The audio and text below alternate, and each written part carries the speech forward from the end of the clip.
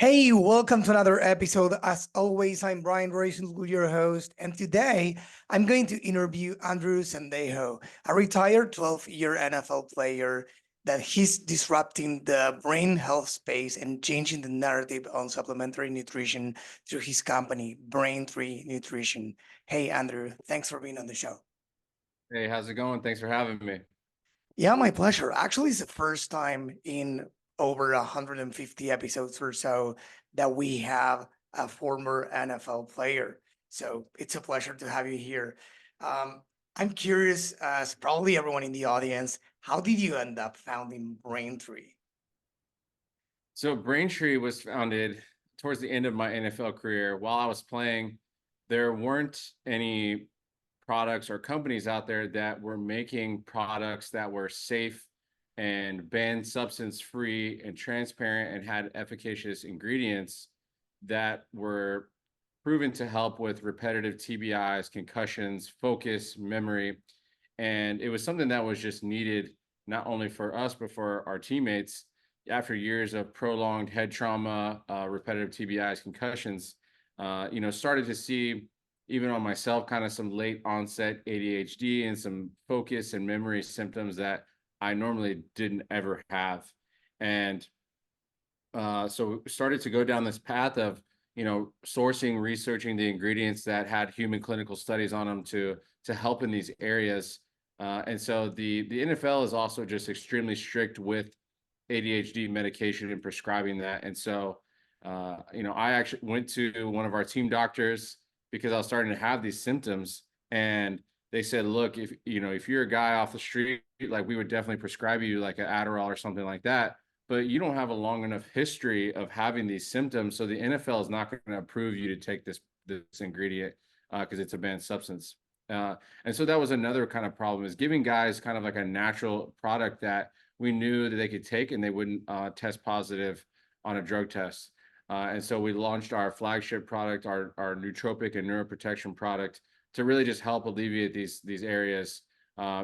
Studying in the meeting, studying your playbook, staying laser focused during the game, and then also having the kind of anti-inflammatory effects with all the, obviously contact to the head, and really just wanted to formulate a line of products that all worked synergistically together to enhance and preserve cognitive function and brain health. Amazing. I love the story. So basically, you didn't find a solution that worked for you back then and with the NFL rules. So you just created something that worked, right? Yeah, it was just it was a need that was there for not, not even just athletes. That's obviously we were athletes, and so that's Yeah. where we started. But as we kind of started to do more of our R&D and kind of just looking, like even just in the general consumer markets, a lot of the products out there were using proprietary blends or using fillers, and then still trying to charge you, a crazy price because it was like a brain supplement.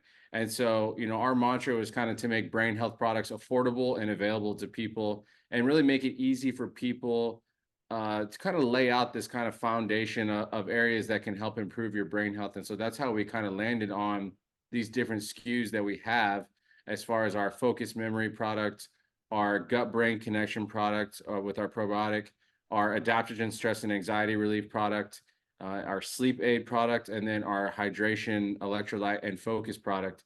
And just kind of checking off these areas that can enhance your brain health, and wanted to make it to where people don't have to go look up all, research all this. Like, we just went ahead and did it for you, and just kind of checked off these little boxes of like, hey, if you're looking to improve your brain health, here are some products that can supplement your diet. We always advise you should try to do everything naturally first, and if those things aren't working, that's where supplements come in. Supplements are there to supplement your diet. They should not be your entire diet. So, even for us, when people come to us with issues like, I'm having problems with sleep, or stress and anxiety, or these different areas, we'll always try to solve that with a natural way. Are you sleeping well? Are you getting sunlight in the morning? Are you exercising? Are you hydrating enough? What's your diet like? All these kind of areas that you should kind of have handled first. And if you're doing those things correctly and you're still having issues, that's where supplements come in. And so that's where we try to help people out if there's something that they're not getting. There are some of these ingredients that you can't necessarily get from a food source, but and that's where a supplement comes in, something that has human clinical studies proven to be efficacious and actually help you with these kind of ailments that you have. Amazing. Let's talk about mindset for a minute. I personally love that conversation because I think that being an entrepreneur has many, I mean, you need to have many things like in you or need to learn many things as well. And it's not only about the hard skills or technical skills or business, but it's about the soft skills, the mindset, the discipline, and many others, right? And we have had some mindset and business coaches here in the show and discussed that at length. But I'm very interested in this case about your thoughts because again, being an elite athlete is not something.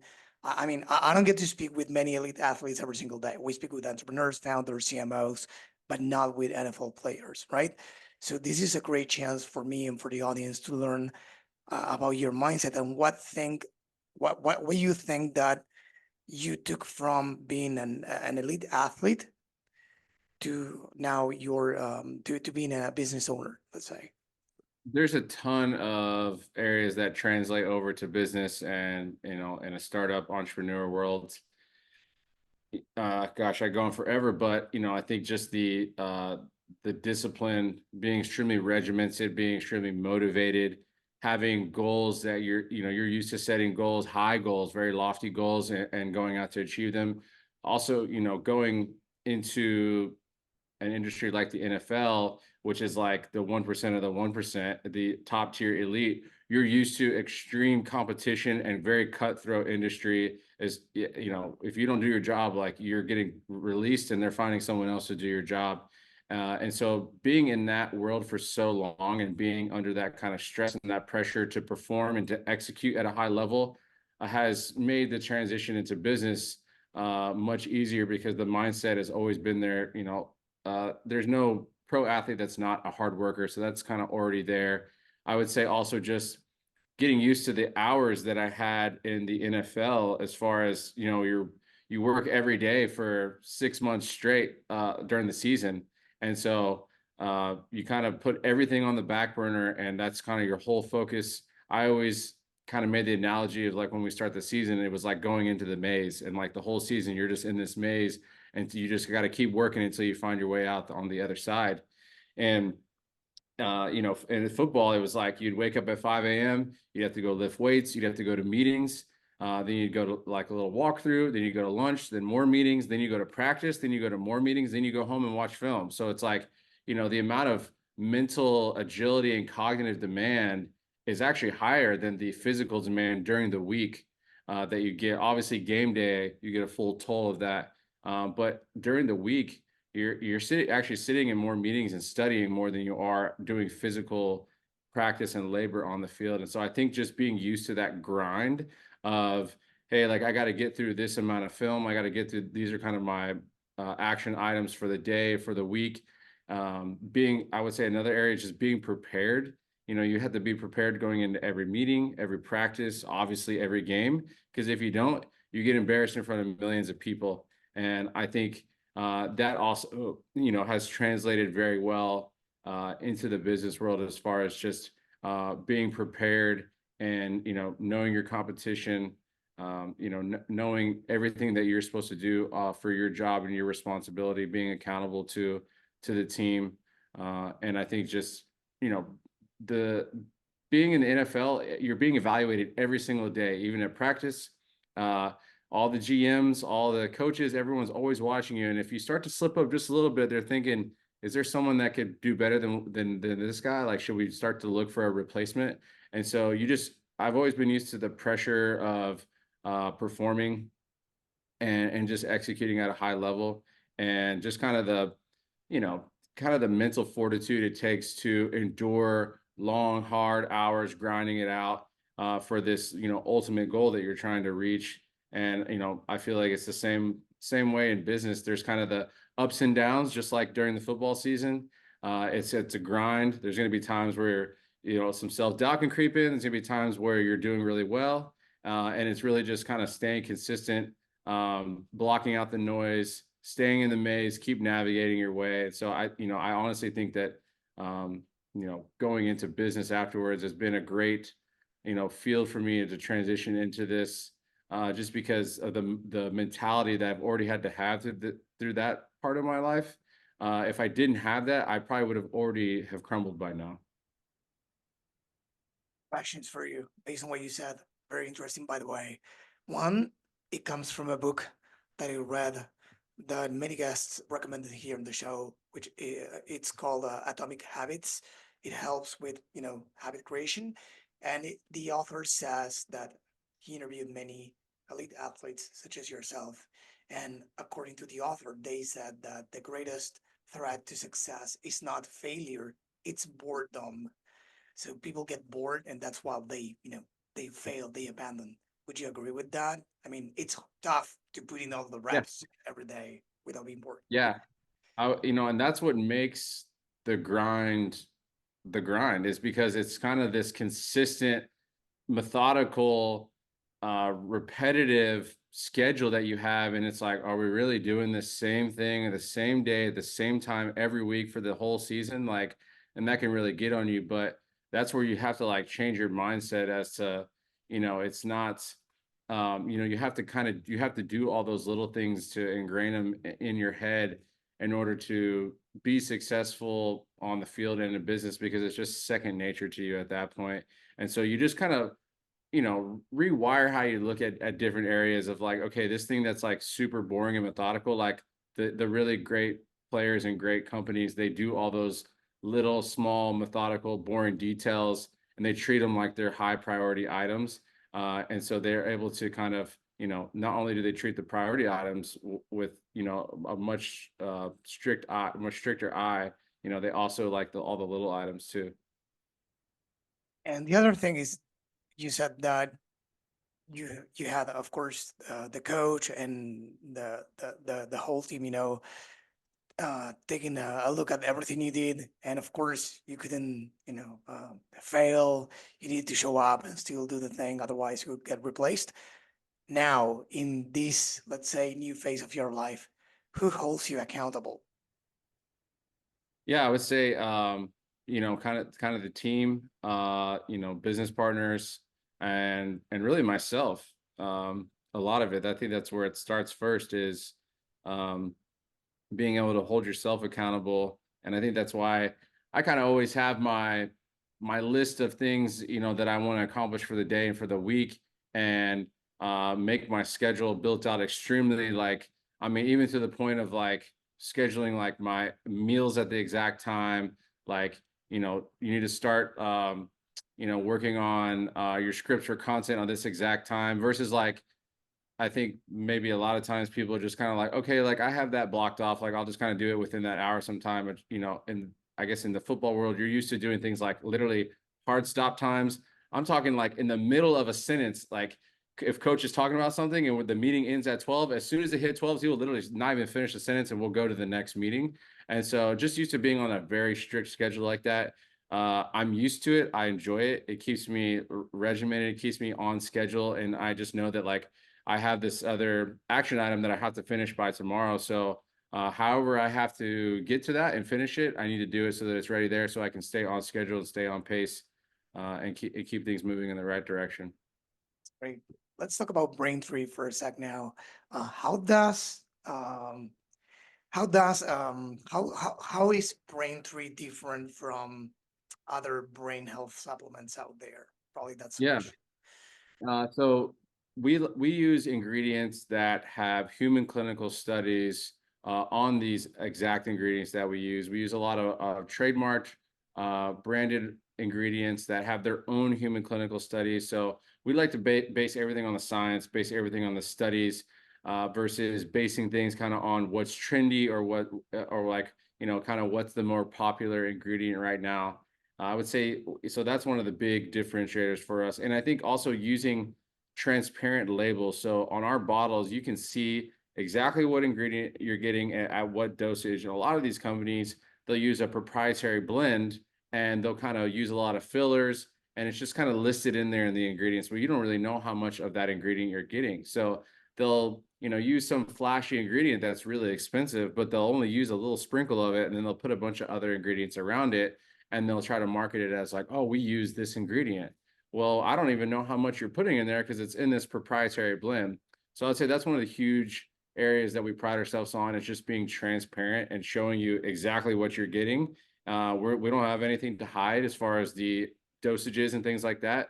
And so that, I would say that's a main deal. I think basing it on the science, we don't put any ingredients in there that don't have multiple studies to support that they'll actually help you. And I think there's some companies that will do that with certain ingredients. They know that in the consumer markets that people are aware of that ingredient, and they think it does something, and so they'll still put it in their product because they know people will buy it, but there's not any science to even support it. So they're really counting on the placebo effect to kick in. And so that's kind of not how we operate. Like I said, we didn't really even, I mean, we did, but initially this started because we needed it for ourselves. Like we needed it for our brains and for our teammates' brains. So that's how you know that the ingredients are quality and that they're efficacious, because we wouldn't have put it in there if it didn't work. I would say another huge difference is that our manufacturing practices are of the highest quality. So we're manufactured in a GMP, FDA, NSF registered facility. So that ensures just the quality, the potency, the accuracy, the third-party testing of the ingredients. We're there throughout the entire process, from the sourcing to the actual making the product, to labeling, to distribution. And so we're there for every step of the process, to where we're kind of on the ground. We get to see the whole process happen. We know every single part of the process in and out.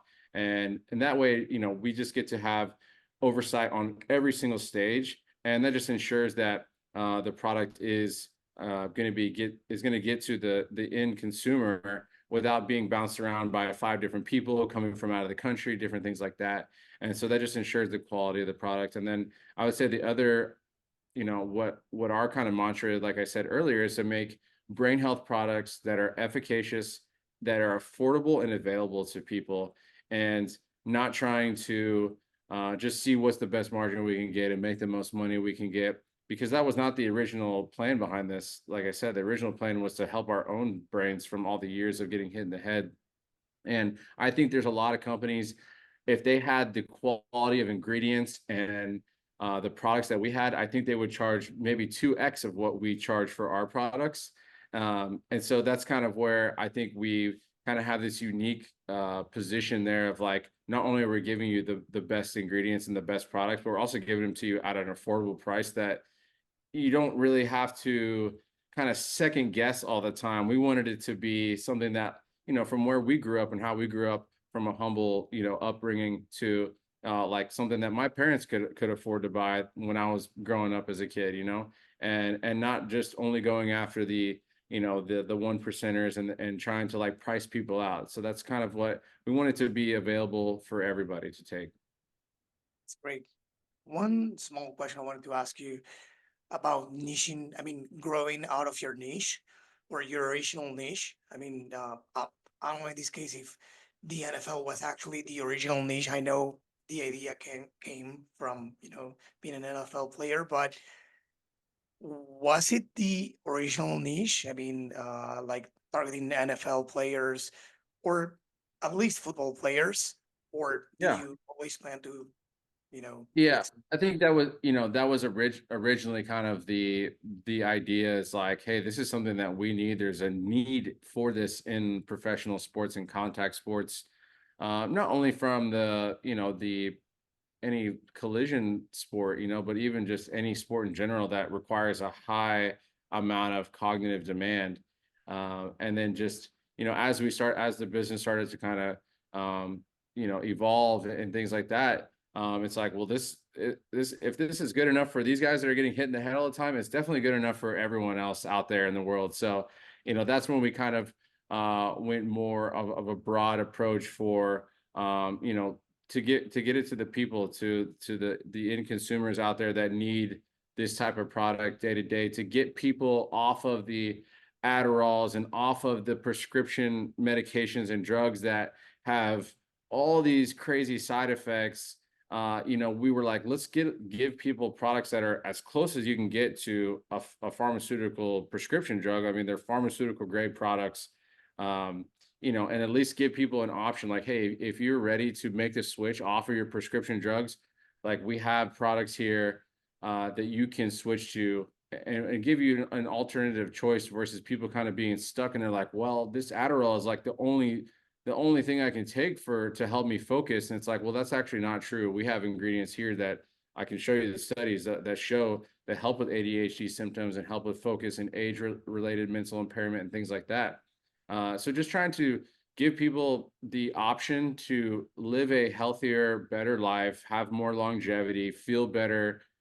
Brain health is mental health. When you can't focus, you forget where you set your keys, you forget appointments, you're missing phone calls, you're messing up big presentations or meetings because you're not remembering important information. When you're stressed, your cortisol levels are high, you're not sleeping well, you're not hydrating, all these things. That is what creates a lot of mental health issues, because it starts to wear on you. You're not sleeping right. So then now that you're not sleeping right, now your diet is all messed up. Now your hormones are all out of whack. Then you're not focusing. So then people start drinking more caffeine, but then they can't sleep because they drank too much caffeine. And it starts to create this really volatile kind of system. And it's just hard to get out of that sometimes. And that's where a lot of people are at. They're kind of stuck in this kind of tornado, if you will, of like relying on this to help them sleep, but then they need this to help them wake up, but then they need this to help them calm down. And they're just all using those together versus kind of getting off of that and then kind of like resetting and getting kind of this more natural, still science-based approach to having better brain health and a better life. Yeah, I was asking because typically people talk about niching down and the steps to do that and tips to do that. But with this guest in a previous episode, recently we discussed how to grow beyond your original niche, and he was saying something similar to what you said. You find commonalities. In this case, what happens to these elite players happen to other people too. So that's where you can help them with your products. The challenge, though, for brands is to get the storytelling right, so they Yeah. can link your brand or associate your brand with this new need, because all of a sudden you're talking to NFL players or elite players or football players, and now you're talking to everyone else. So he was, suggesting or ways to control the narrative and ways to, tease the audience before, making the leap and Yeah. start becoming and start targeting somebody else. But yeah, that's what I was asking. So, which channels are you present on? Correct me if I'm wrong, but is it like retail? You're in marketplaces such as Amazon and DTC. Is that it? Yeah. So our channels consist of our DTC, we have a little bit of, we have two of the products that are on Amazon. We're slowly phasing out of Amazon for various reasons.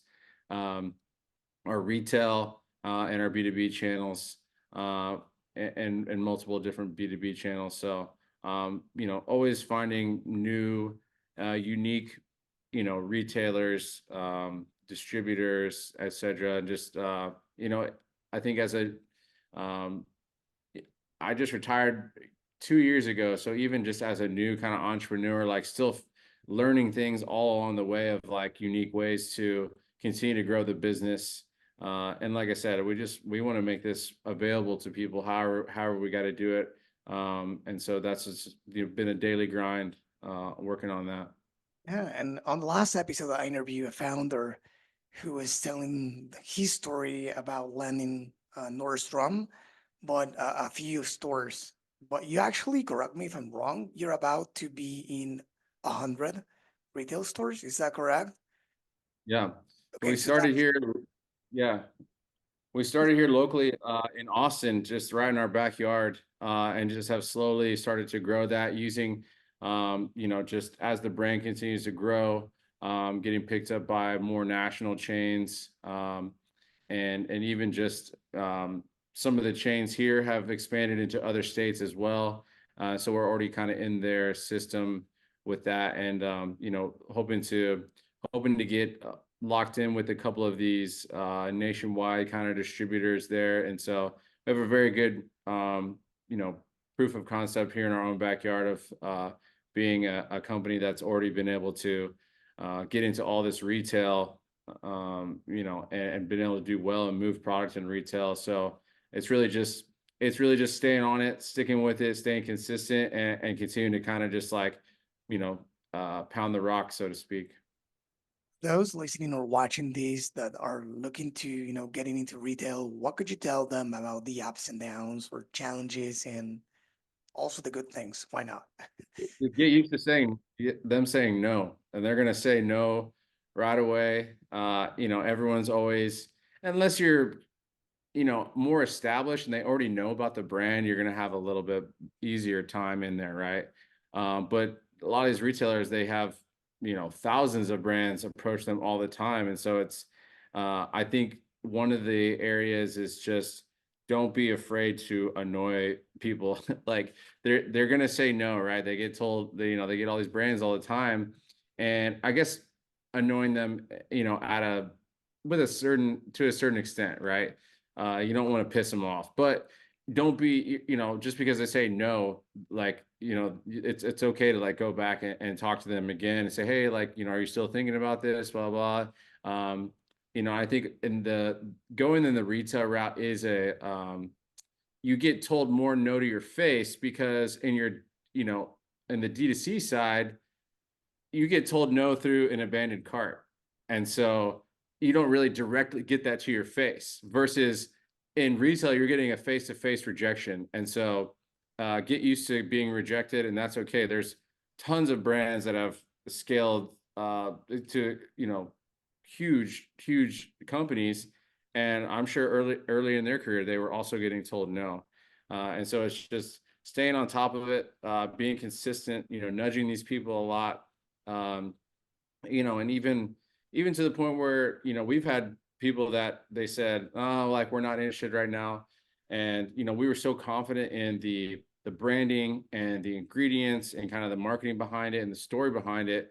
We said, hey, we'll give you some product for free. We'll literally put it on your shelf for free. And I guarantee you they're going to move. And then after they sold all of them, then they called us back and said, hey, like, you were right. Like, we sold out of this product. Like, we would like to like bring you on as a vendor, as a supplier for us. And so sometimes that's where you have to go as well. It's just putting it on the shelf for free, giving them the 100% margin on that, and just kind of eating that. And that's just, I mean, especially in a consumer brand like that, like, it's just part of it. You're going to have to get used to just giving away free products. Yeah. And so I would say just being used to getting rejected was Yeah. probably one of the I biggest mean, parts. that's life, business, getting more no's than yes. But I really liked and I wrote it down, the analogy with the abandoned carts. As I have an agency, we work with the commerce brands, but I have never helped. I never stopped to think about it. So I love I love analogies. So I wrote this Yeah. one. Uh, Yeah. and by the way, these guests we had in the last episode, he said that he sent something like 17 emails to the buyer in Nordstrom, and when he didn't get any replies, he took a photo of the shelf and he photoshopped his product on the shelf and sent something funny to the buyer. And only then in the 18th email, the end 18th, not the second, third, he got a reply about, okay, let's talk, So sometimes it will take less, sometimes more. And who's the in that case, who's your champion when it comes to retail? Who's that person you need to convince to be there and to get in your pocket? Are you saying as far as like who are we looking to go after, or like who's kind of, or are you saying just in general who do we approach at these What locations?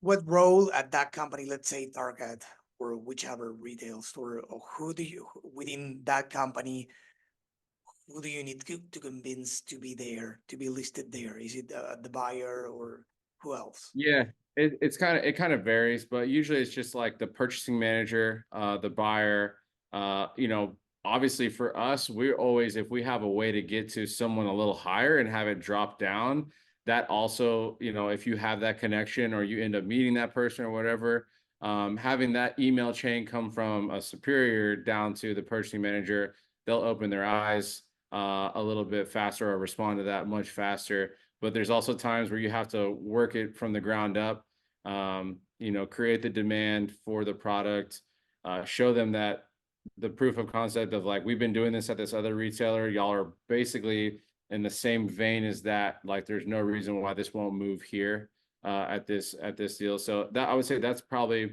one of the hard parts too, is like finding the exact person.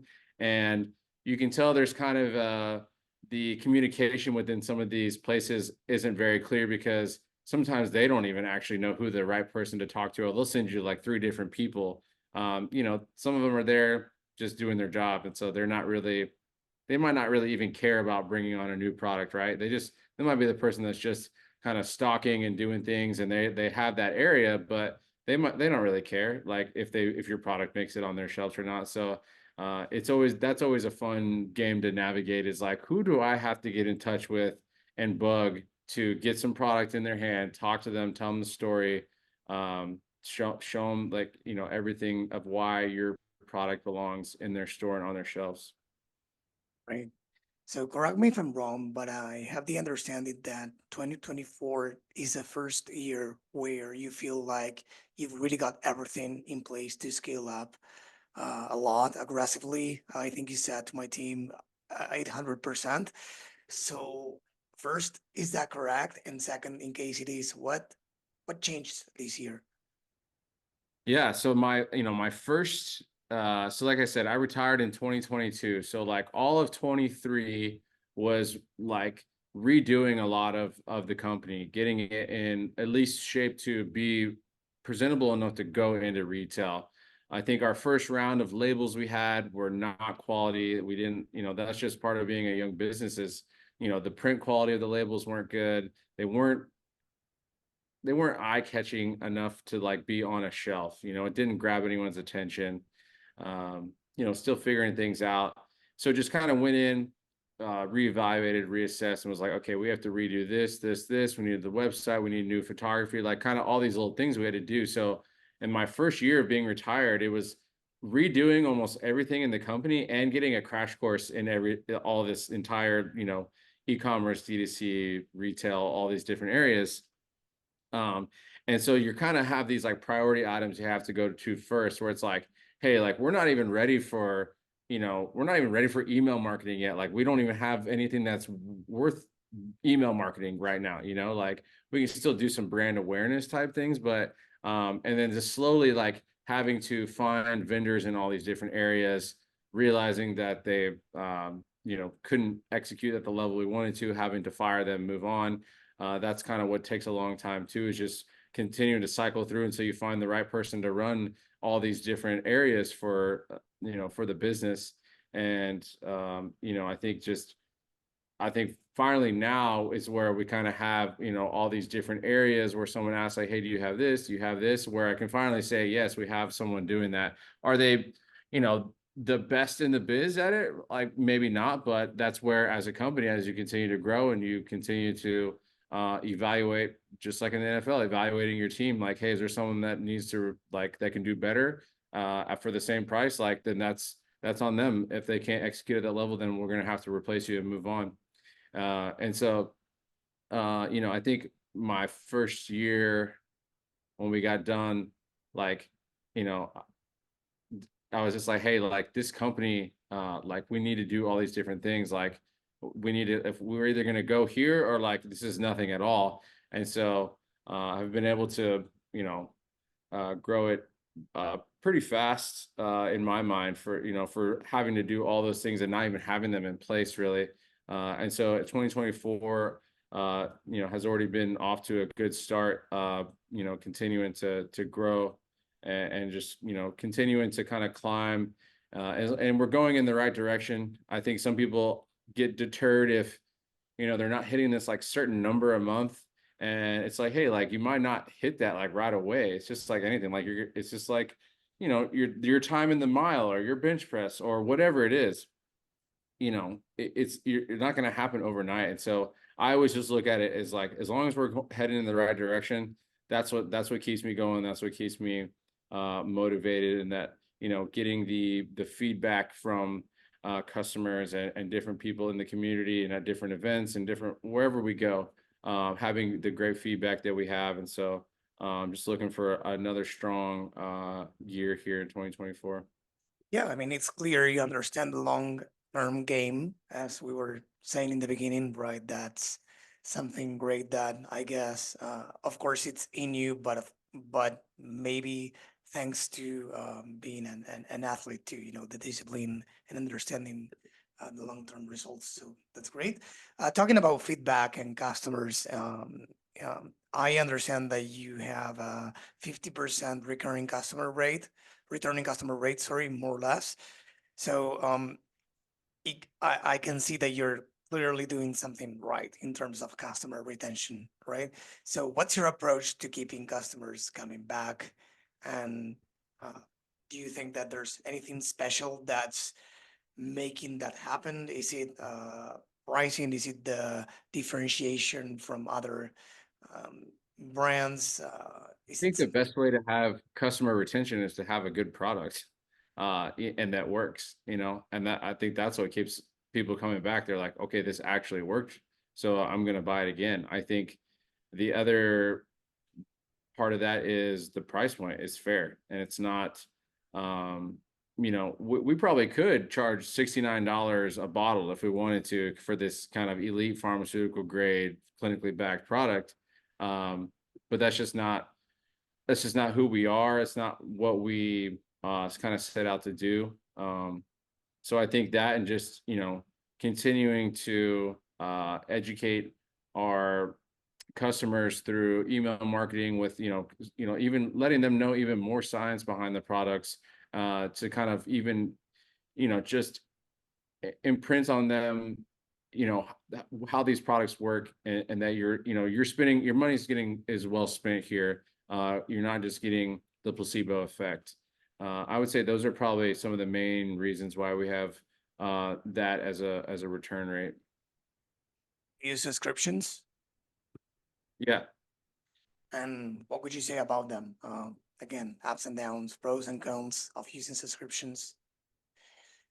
Um, Ups and downs. I mean, I guess if you have someone cancel a subscription, you kind of like, obviously it's like another form of rejection of like, oh man, but that might not always be your fault. That could be the end consumer. Maybe they financially like, hey, like we need to cut back on spending, or like, who knows? It could be maybe their friend just released a brain supplement. They're like, hey, I'm going to support you now. Like there's so many reasons why someone could cancel a subscription. And so subscription model obviously is proven solid. It's one of the main objectives in the D2C world, is to get people on the subscription model, and to where they don't have to think about it. I think making the way we live now is making everything easy for people. Don't make it complicated. Like I don't want to have to do more.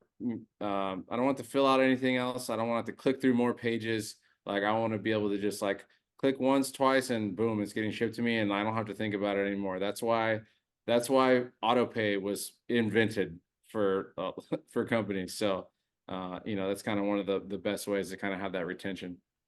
Yeah, and do you guys, is it, if you don't mind me asking, is it possible for you to be profitable in the first order, or since you have subscriptions and have this high percentage of retention, you bet on the second or third purchase to be profitable? Yeah, it's about the second or third purchase for profitability. So that's kind of obviously the goal is to get that, get him in that range. Great. So I think that's all from my end. Do you have anything else that I didn't ask you that you'd like to mention to the audience? Um, yeah, I think another part of BrainTree that we're always so busy kind of talking about the science behind the products, is like how BrainTree is at the forefront of battling against degenerative brain disease. We donate a portion of our proceeds for every bottles sold to Alzheimer's research. And so work with the Alzheimer's research, work with Alzheimer's Association, and potentially working with the Aoki Foundation, Steve Aoki, the DJ. Has a big brain health guy, so might be going out to be a sponsor at their event in September to just kind of continue the mission. So another part of our, I think it kind of works very well with our mantra of like making brain health affordable and available, is just trying to be here to help. Amazing. I love that. Before we wrap up, is there any person, it could be a mentor, a former boss, someone you follow that has inspired you or supported you throughout the years that you would like to give a shout out to? I would have to say that, my high school football coaching staff was a huge part of why I'm sitting here today. They were kind of the first time in my life where I had, multiple hard ass dads around me that kind of instilled this work ethic and discipline and kind of this mindset at a very, very early age. I grew up in Texas. I played Texas high school football. So if you know anything about that, the culture is very extreme. And so at a very early age was, used to being coached very hard, being disciplined, and just being accountable, and learning to take criticism and learning to take coaching at a very like intense level, being able to perform under the crowds, under the stress. And so they really set this foundation for me from a mindset level at a very early age, which kind of just snowballed into all the other areas of my life, which then helped me to get a scholarship for college, which then helped me to go to the NFL, which is now helping me in business. So I feel like it kind of all roots back to, my high school days and the coaching staff that I had there. It's just very old school, very military based, driven principles. So those guys. Amazing. Well, for everyone watching this or listen to this episode, if you're not already there, make sure to go to the ddcinsider.com, find the episode, and there you'll find all the show notes, including everything that he mentioned here today. It was great to have you here, Andrew. Again, the first time I have an NFL player. So I really love the interview. I love what you're doing. It's very noble what you're building, that you care about the ingredients, you care about what you're giving to your audience, you care about giving back as well and learning every single day. So from the bottom of my heart, congrats for everything you're building. That's amazing. Thank you. Yeah. So for everyone looking to connecting with you, where can they go to find you and of course, BrainTree Nutrition? You can find us at BrainTreeNutrition.com is our website. And you can find us on socials at Take BrainTree. And then for my personal stuff, I don't do a lot of, Twitter and other stuff, but I do have Instagram. So you can just find me at Andrew.Sendejo. That's where you'll find kind of the blooper content, kind of the funny, more laid back stuff. Our other socials will kind of be more science based. So Amazing. Of course, as you said, everything will be in the show notes, so feel free to go there to find everything he said. Andrew, again, it was a pleasure to have you. Thanks. yeah, thanks for having me.